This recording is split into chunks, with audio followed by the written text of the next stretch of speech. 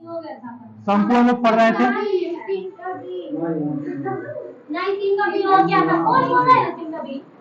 ठीक है, एक्सरसाइज कितना था? साइलेंट। हम लोग शंकु पढ़ रहे थे। शंकु चैप्टर कितना है? 16 है। और इसमें हम लोग 3 तक क्वेश्चन हम लोग क्या कर लिए थे? बना लिए थे। आज हम लोग कहां से पढ़ेंगे? 4 से। क्वेश्चन नंबर 4 से।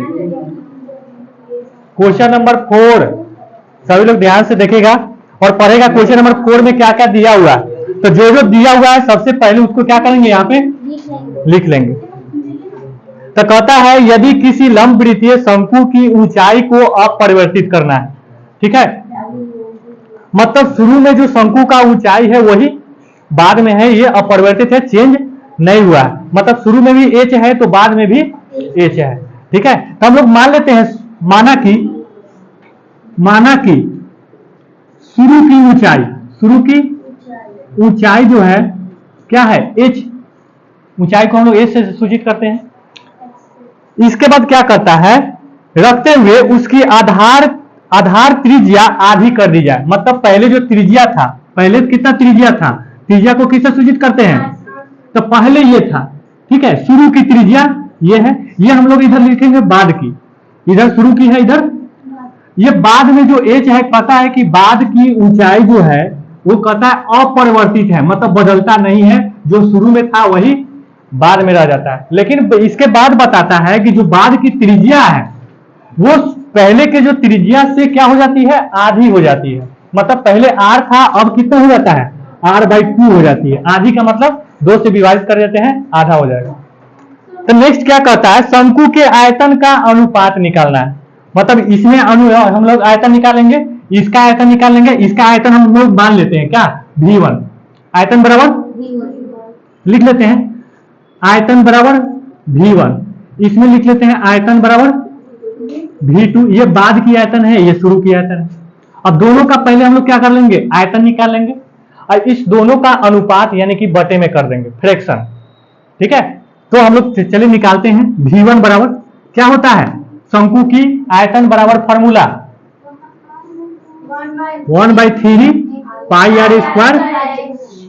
चलिए 1/3 पाई की जगह पे पाई ही रहने देंगे, आर की जगह पे क्या है? ये आर की जगह पे आर ही है और एच की जगह पे एच ही है। ये है V1। क्या बोला हमसे क्वेश्चन में? कि आधार की त्रिज्या आधी कर दी जाए। त्रिज्या किसको कहते हैं? डी को कि आर को? तो फिर अब यहां से हम लोग V2 बराबर निकालेंगे 1/3 पाई आर स्क्वायर एच। 1/3 पाई की जगह पे पाई रहने देंगे, आर बराबर कितना है हमको? r/2 into H. एच तो बदला नहीं है, सॉल्व करेंगे। 1/3 पाई आर का स्क्वायर करेंगे तो आर स्क्वायर में 4 इंटू, तो कितना हो जाएगा? ये 4 से 12 पाई आर स्क्वायर। ये V2 आ गया और ये हमारा अब कहता है अनुपात। तो अनुपात हम लोग कैसे करते हैं? फ्रैक्शन कर देते हैं V1/V2। V1 है 1/3 pi R square H, but ये है 1/12 pi R square. Pi R square H से पाई आर स्क्वायर एच खत्म हो गया ना? क्या बच गया? 1/3 बाई 1/12। इसका 1/3, इसको जैसे ही हम लोग ले जाते हैं इधर तो गुना में करके इसको क्या करते हैं? पलट देते हैं। काटेंगे 3 चौका, कितना गया? 4/1। इसको अनुपात में लिखते हैं 4:1। 4 का बी, अभी 4 में कितना है क्वेश्चन? सी तक है। 4 का बी क्या कहता है? यदि किसी लंब वृत्तीय शंकु की त्रिज्या एवं ऊंचाई दोनों ही दूनी कर दी जाए। मतलब फिर से लिखेंगे वही, शुरू की त्रिज्या आर, ठीक है, और शुरू की ऊंचाई क्या है? एच है। अब बाद की कहता है, बाद की त्रिज्या क्या बोला है? दूनी कर दी जाए। मतलब पहले था आर और इसके 2 गुना 2r। बाद की ऊंचाई, पहले एच था तो अब कितना हो जाएगा? 2h। तो हमसे क्या पूछा है, ठोस के घनफल का अनुपात नीचे लिखे कौन होगा। कहता है तो नए ठोस के घनफल एवं पहले ठोस के घनफल का अनुपात, मतलब नए वाले को बाद वाला को पहले ऊपर में लिखेंगे और ये शुरू वाला को नीचे लिखेंगे और अनुपात लिखेंगे। और घनफल मतलब आयतन, दोनों का क्या निकालना है, तो इसमें हम लिख देते हैं आयतन बराबर V1, आयतन बराबर V2। तो इसका V1 बराबर फॉर्मूला 1/3 पाई r स्क्वायर, इतना ही रहेगा ना। अब ये V2 बराबर क्या होता है 1/3 इंटू पाई, r बराबर कितना दिया है 2r का स्क्वायर, h बराबर कितना दिया है 2h। इसको सॉल्व कर लेंगे, V2 बराबर 1/3 पाई 2r का स्क्वायर करेंगे तो कितना आ जाएगा 4r स्क्वायर इंटू 2 इंटू कटने वाला तो है नहीं, लिख देंगे ऊपर में सबको गुणा करेंगे 4 दूना और नीचे में 3 पाई r स्क्वायर। ये V1 आ गया, V2 आ गया। हमसे क्या पूछा है अनुपात, तो अनुपात में कहता है कि V2 को हमको पहले लेना है, अब बाद में करना है V2 है 8/3 पाई r स्क्वायर h बटे 1/3 पाई r स्क्वायर, कट जाएगा ये। अब ये 8/3 इसको हम लोग ऊपर ले जाते हैं तो यहां मल्टीप्लाई डालते हैं, इसको क्या करते हैं कट गया, क्या बचा 4 का। और सब लोग क्या कहता है 10 मीटर ऊंचे, यानी कि ऊंचाई कितना दिया हुआ, ऊंचाई h बराबर 10 मीटर, लिखते जाओ। परिधि 44 मीटर, परिधि और क्या क्या दिया है,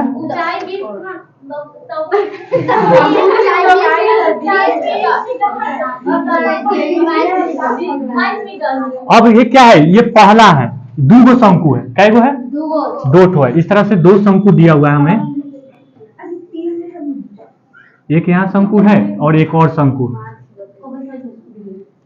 दो शंकु है। इसका h होगा r होगा, इसका मानते हैं h1 ये r1, ये h2 और ये, तो ये h1 है, ये h1 है और ये परिधि इसी का है ये, ठीक है परिधि। तो यहां से हम लोग r निकाल लेते हैं, तो r बराबर क्या होता है, परिधि बराबर फॉर्मूला क्या होता है, परिधि बराबर फॉर्मूला क्या होता है 2 पाई r, परिधि दिया 44, 2 इंटू 22/7 इंटू, अब r निकालना है तो सबको इधर ले आएंगे तो ये मल्टीप्लाई 7 हो जाएगा और ये दोनों क्या हो जाएगा डिवाइड में, काट देंगे इसको, 2 मतलब 2 से 2 r बच गया, तो r बराबर कितना आ गया 7 मीटर, यानी कि r1 है, क्या है तो यहाँ लिख लेंगे r1 बराबर 7 मीटर हमको आ गया। अब देखो h2 और r2 में क्या दिया है, तंबू की ऊंचाई दिया है, यानी कि h2 बराबर 20 मीटर, क्या दिया है 20 मीटर, और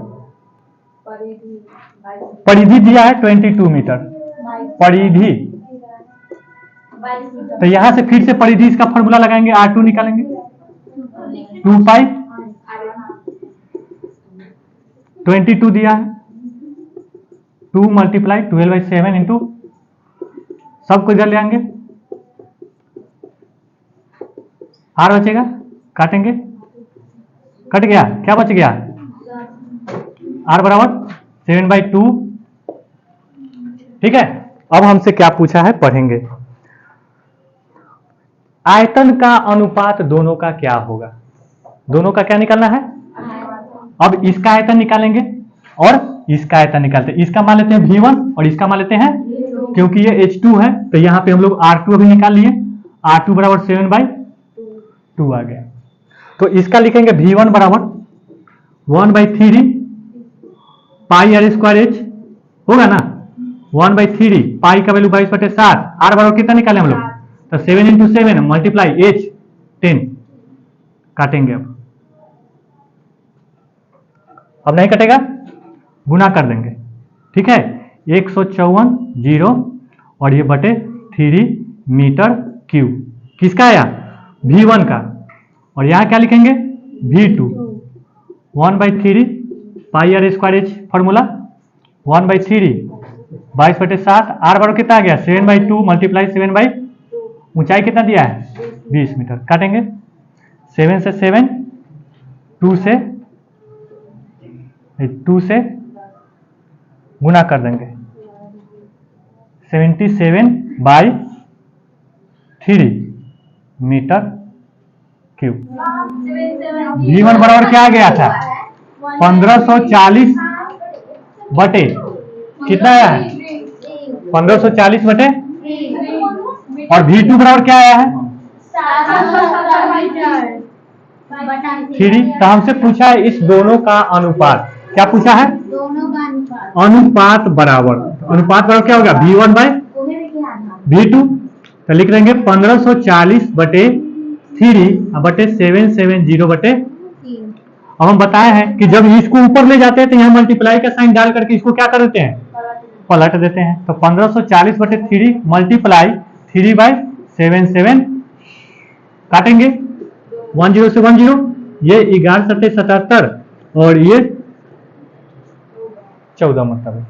अब फिर 7 गुना, तो ऊपर क्या बचा और नीचे अनुपात में लिखेंगे तो क्या हो जाएगा 2:5। 5 का A, 5 का A कहता है यदि किसी लंबवृत्तीय शंकु का तिर्यक ऊंचाई आधी कर दी जाए, क्या ऊंचाई कर दी जाए तिर्यक ऊंचाई। तो पहले के तिर्यक ऊंचाई हम मानते हैं क्या L मान लेते हैं, पहले था L, बाद में क्या हो गया बाद का तिर्यक ऊंचाई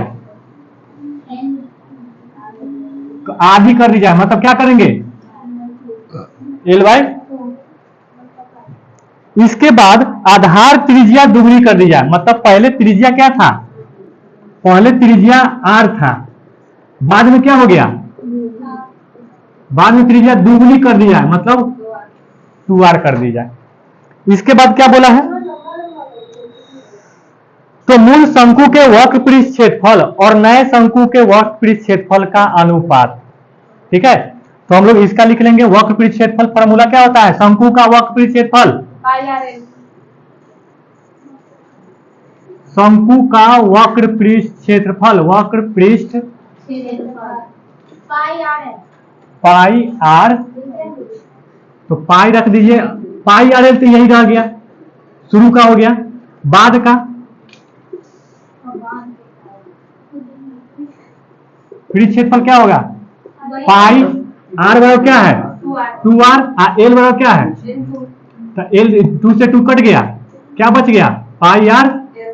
अब हमसे क्या पूछा है अनुपात, तो अनुपात ये पाई आर एल पहले वाले, अब बाद में पाई आर एल से पाई आर एल क्या हो गया 1/1 अनुपात 5 का क्वेश्चन पढ़ो सभी, 5 का B। पहले एक लाइन में एक बार में थोड़ा सा पढ़ेंगे और जितना पढ़ेंगे उतना लिखेंगे।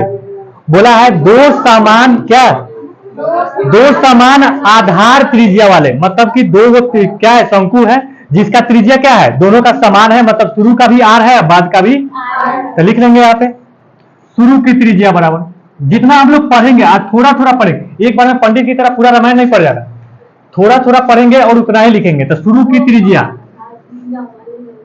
त्रिज्या क्या है R है, और कहता है बाद की भी त्रिज्या क्या है समान ही है, तो बाद की त्रिज्या यहां लिख लेंगे, बाद की त्रिज्या क्या है समान है तो R ही रहने देते हैं। नेक्स्ट कहता है अब उसके आगे पढ़ेंगे शंकु की तिर्यक ऊंचाई का अनुपात। ठीक है, इसका तिर्यक ऊंचाई मान लेते हैं L मान लेते हैं, L1 मान लेते हैं, इसका क्या हो जाएगा L2 मान लेते हैं। क्या है ये तिर्यक ऊंचाई, क्या है तिर्यक ऊंचाई, यहां भी है ये तिर्यक ऊंचाई।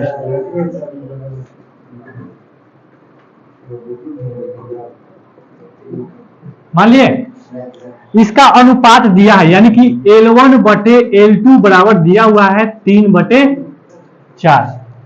ठीक है, ये हमें दिया हुआ 5/4 है। ठीक है, तो 5/4 लिख देते हैं, ये L1 में L2 हमें दिया हुआ है।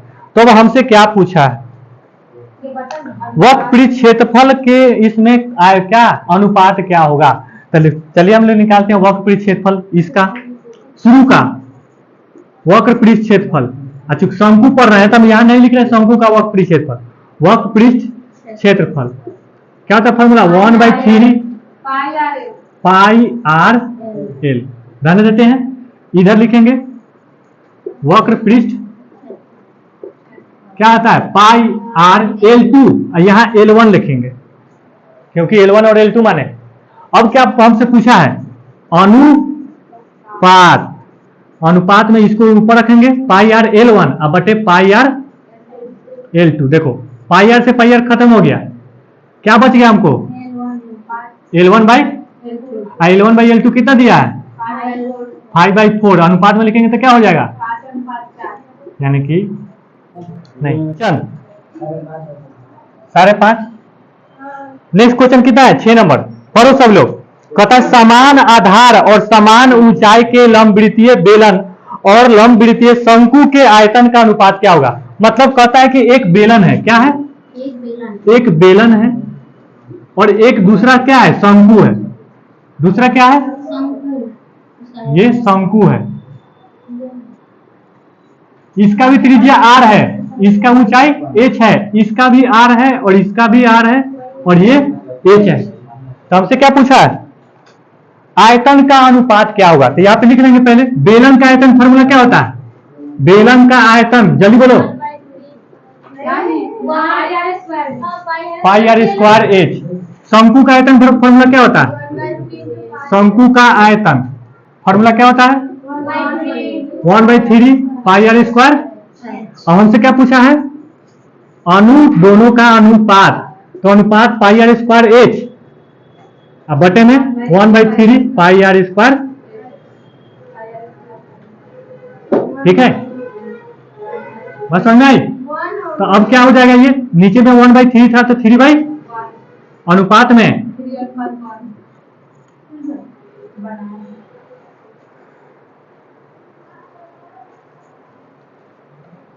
क्वेश्चन नंबर 7 इसी में हट जाएगा। सभी लोग देख लो क्वेश्चन नंबर 7 पढ़ो। ए सेमी किनारे वाले घन, अब कैसा है? घन है, घन है। और ए सेमी आधार त्रिज्या एवं ऊंचाई वाले शंकु है। मतलब एक घन है। अब क्या है? घन है जिसकी भुजा कितना है? ए सेंटीमीटर, ए सेंटीमीटर। और दूसरा क्या है? ए सेमी त्रिज्या वाले सेमी ऊंचाई वाले शंकु है। दूसरा क्या है? शंकु है जिसका रेडियस भी ए है और ऊंचाई भी क्या है? ए ही सेंटीमीटर। तो हमसे पूछा है दोनों का आयतन। तो लिखेंगे पहले घन का आयतन फॉर्मूला क्या होता है? भुजा क्यूब। भुजा कितना है? ए का सेंटीमीटर क्यूब हो जाएगा। अब क्या है हमको? शंकु का आयतन। शंकु का 1/3 पाई आर स्क्वायर 1/3 पाई रहने देते हैं। आर बराबर कितना दिया? तो ए का स्क्वायर। हाइट भी कितना दिया? ए ही दिया।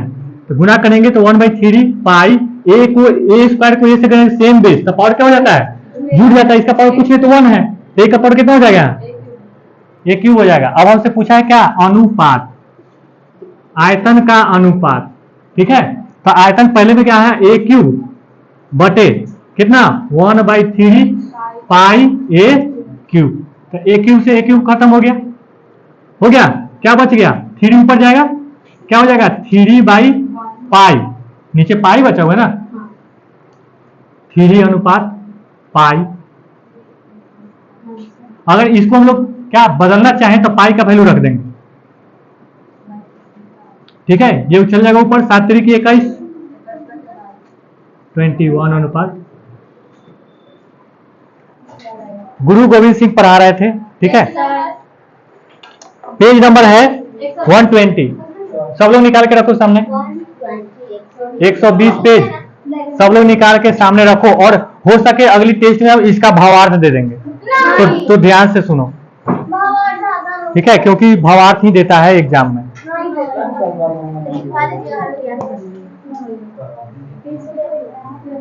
सुनो, 120, ठीक है। कहता है कोई भयो मुंडिया सन्यासी, कोई जोगी भयो, कोई ब्रह्मचारी, कोई जातिवान मानवो। ठीक है, इसमें हम पढ़ाए थे पिछली क्लास में और बताए थे कि क्या होता है, कोई मुंडन कर करके सन्यासी बन जाता है, कोई जोगी बन जाता है, कोई क्या करता है ब्रह्मचारी बन जाता है, कोई जात पात को मानता है। ठीक है, क्या होता है, सब क्या करता है, सबका मत अलग अलग है। कोई जात पात को मान रहा है, कोई मुंडन करवा के सन्यासी बना हुआ है, कोई जोगी बना हुआ है, कोई ब्रह्मचारी का क्या कर रहा है, जीवन व्यतीत कर रहा है। यानी कि सबका अलग अलग अपना अपना क्या है, मत है। लेकिन क्या है, जो राम है वही रहीम है, जो रहीम है वही राम है। लेकिन क्या होता है आज की दुनिया में, कोई राम के लिए लड़ रहा है, कोई रहीम के लिए लड़ रहा है। ठीक है, मुसलमान जो होता है वो रहीम को मानता है, जो हिंदू लोग है वो राम को मानता है, जो ईसाई है वो ईसा मसीह को मानता है। ठीक है, और ये सब क्या है, सबका मालिक एक ही है, बस मानने का क्या है तरीका सबका अलग अलग। हम लोग भगवान को खोजते हुए कहाँ जाते हैं, मंदिर में जाते हैं ना, भगवान को खोजते हुए कि भाई मंदिर में भगवान मिले। मुस्लिम लोग कहाँ जाता है, मस्जिद में भगवान को खोजने जाता है। ये सिख ईसाई सब कहाँ जाएगा, सिख जाएगा अपने गिरजाघर में, ईसाई जाएगा अपने चर्च में खोजने के लिए, वहां पे भगवान मिल जाए। ठीक है, और लेकिन वो एक क्या है, श्लोक है कि मोको कहाँ ढूंढे बंदे, मैं तो तेरे पास में, ना मैं काबा ना मैं मंदिर, ठीक है, ना काशी कैलाश में। ये क्या है, मतलब कि मोको कहाँ ढूंढे बंदे, मैं तो तेरे पास में, मतलब भगवान को सब क्या करता है, ढूंढते फिरते चल रहा है। कहाँ कहाँ, काबा, काशी, मंदिर, मस्जिद, गिरजाघर। ठीक है, लेकिन भगवान क्या है, सबके अंदर में, सबके अंदर में ही है। लेकिन हम लोग खोज क्या दर बदर भटक रहे हैं, ढूंढ रहे हैं अलग अलग। जैसे कि हम मृग वाला बताए थे, कस्तूरी कुंडली बसई मृग दूधई बनमाही, ऐसे घटी घटी राम है दुनिया देखे नहीं। मतलब जो कस्तूरी होता है ना, सेंट परफ्यूम होता है, वो हिरन से ही निकलता है। लेकिन हिरन को जब उसका सुगंध आता है तो पूरे जंगल में भटकते रहता है कि भाई कहां से आखिर ये सुगंध आ रहा है, इतना जो सुगंधित सुगंध आ रहा है कहां से आ रहा है, उसको ढूंढते रहता है, देखता है ना सब ढूंढते रहता है। अगर वो ढूंढता नहीं तो क्या होता, थोड़ा सा घास चर लेता, अब वहां बैठा रहना चाहिए था, सोया हुआ रहना चाहिए था, भटकना चाहिए था नहीं। लेकिन क्या होता है, वो हमेशा देखोगे कि नहीं सोएगा, नहीं बैठेगा, तुरंत थोड़ा सा बैठेगा फिर भटकने लगेगा, मतलब एक जगह पे टिक ही नहीं सकता। तो कुछ और भी तो कर सकता है, उसके दिमाग का आवाज कौन सही से नहीं, जान सकता है? उसी प्रकार भगवान भी है, जानता है। उसी प्रकार भगवान है। ठीक है, क्या है, भगवान जो है कण कण में बसा हुआ है, लेकिन सब लोग क्या कर रहा है, ढूंढ फिर रहा है, मंदिर, मस्जिद, काशी, कैलाश। तो इसके बाद दूसरे पद में कभी क्या गुरु गोविंद सिंह क्या कहते हैं कि जैसा एक आग ते कनु का कोट आगे उठे, न्यारे न्यारे हैं कि तेरी आग में मिलाएंगे। मतलब कहता है क्या कि एक तिनका जो होता है ना, तिनका क्या हो जाता है, भीषण आग का रूप धारण कर लेता है। एक तिनका भीषण क्या कर लेता है, आग का रूप धारण कर लेता है, और उसमें सभी को जला करके राख कर देता है, और फिर से लास्ट में क्या हो जाता है, शांत हो जाता है ना। जब सब कुछ जल जाता है तो क्या हो जाता है, शांत हो जाता है। जैसे एक धूर्ते अनेक धूर धूरत, मतलब कहता है क्या कि जैसे एक एक कण को मिला करके एक पदार्थ का निर्माण होता है, एक एक कण को मिला करके एक पदार्थ का निर्माण हो रहा है, अब फिर से वो पदार्थ क्या होता है, टूट बिखर करके फिर से मिट्टी में ही, यानी कि कण बल करके फिर मिट्टी में मिल जाता है। मिलता है कि नहीं, एक एक कण से मिल करके क्या बन रहा है, पदार्थ बन रहा है। अब फिर पदार्थ जब टूट जाता है, बिखर जाता है, तो फिर कहां मिल जा रहा है, मिट्टी में मिल जा रहा है। जैसे कि मनुष्य का लिखो, मनुष्य क्या चीज से बना हुआ है, 5 तत्वों से बना हुआ है, अग्नि, जल, वायु, आसमान, हवा बना हुआ है ना, ये सब इससे मिलकर के बना हुआ है। तो और लास्ट में क्या हो जाता है, फिर से अग्नि में मिल जाता है, हवा में मिल जाता है, मिट्टी में मिल जाता है, जलता है ना, सब मर जाता है तो सब लोग करके जला देता है ना। तो कहाँ मिल रहा है, हवा में कुछ मिल गया, अग्नि में कुछ गया, कुछ पानी में, सब क्या करता है, बहा देता है, करता है कि नहीं। कैसे चला जाएगा तो? अरे जलता है तो उसमें से गैस सब निकल के कहाँ जाएगा? हाँ, इसके घरे जाएगा। ठीक है, इसके बाद देखो, जैसे एक नंदते तरंग कोटि उपजत, जैसे कहता है कि किसी समुद्र में एक तरंग उठती है, तरंग मतलब लहरें, वो लहरें उठ करके कहां तक जाती है? किनारे तक जाती है, फिर से वहां पे वो शांत हो जाती है, फिर दूसरे लहरें जाती है ना, फिर दूसरे लहरें जाएगी, किनारे तक जाएगी, फिर शांत हो जाएगी, फिर तीसरे लहरें उठेगी और किनारे तक जाएगी, शांत हो जाएगी। ठीक है, उसी प्रकार क्या है, जैसे विश्व स्वरूप ते अभूत भूत प्रकट होई ताही ते उपजय सभी ताही मैं समाएंगे। मतलब कहता है इसी प्रकार क्या है, सबका मालिक एक है, सबका भगवान क्या है? एक है। सब क्या है, जितने हम लोग राम रहीम जितने हम लोग मानते हैं, मुस्लिम सब राम नहीं बोलता है, रहीम बोलता है, बोलो जितना सब राम रहीम, फिर क्या ईसा मसीह, ये सब जितने लोग मान रहा है ना, सब एक ही है। सब क्या है? एक ही है, सबका मालिक एक ही है, और सब एक ही साथ क्या हो जाता है? मिल जाता है। यही हमारी क्या थी, कहानी था। इसके माध्यम से कवि हम लोग को गुरु गोविंद सिंह ये समझाना चाहते हैं कि कोई क्या है, अलग अलग नहीं है। क्या कर लो, एक मुस्लिम का हाथ, थोड़ा सा हाथ काटो, हाथ नहीं काटने के लिए बोल रहे हैं, हल्का सा उसमें से ब्लड एक बूंद निकाल लेंगे, और अपने हाथ में से एक बूंद ब्लड निकाल लो, खून निकाल लेते हैं, और दोनों को कहीं पे मिला देते हैं, अलग रख देते हैं। ठीक है, मतलब कि एक अलग सिरिंज ले लेते हैं, या कोई ऐसा बर्तन जिसमें कि वो दिखे। ठीक है, तो उस तरह से ले लेते हैं, और दोनों को जैसे हम लोग क्या करते हैं, रैंडम कर देते हैं ना आपस में इधर उधर, उस तरह से हम इधर उधर कर देंगे, कहेंगे कि हाँ लो अब बताओ कि कौन सा हिंदू है कौन सा मुस्लिम। या दूसरा उदाहरण ले लेते हैं कि 500 का नोट हम अपने पॉकेट से निकालेंगे, 500 नोट मुस्लिम के पॉकेट से निकालेंगे, दोनों को आपस में मिला लेंगे। अब कहेंगे कि लो बताओ कि कौन सा हिंदू के है कौन सा मुस्लिम। तो ये सब क्या है, मानने का तरीका सबका अलग अलग है। ठीक है,